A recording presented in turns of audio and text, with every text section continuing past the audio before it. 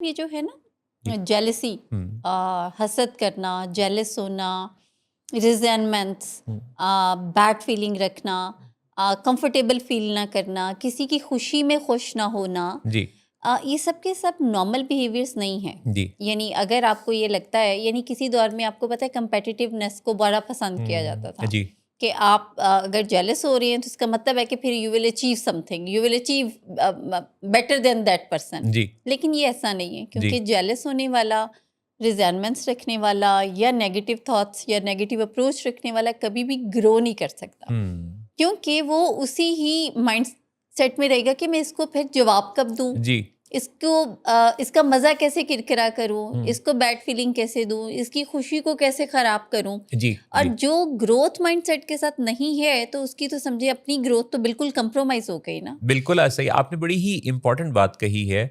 ये कितनी ख़ास और अहम बात है। जी।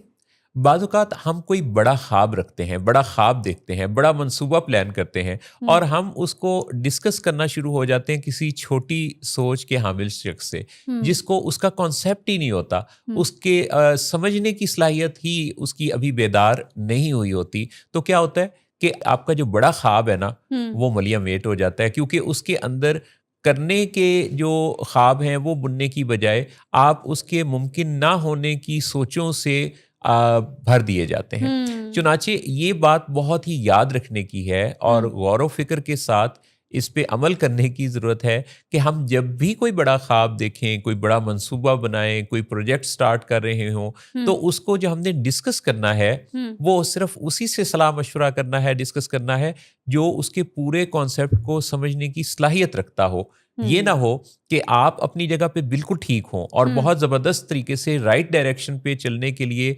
आरास्ता और तैयार हों। हुँ, लेकिन कोई दूसरा उसमें आपको राह की मुश्किलात के बारे में इतना कुछ बता दे कि आप दिल बर्दाश्ता होकर अपनी मंजिल की समत सफ़र का आगाज़ ही ना करें।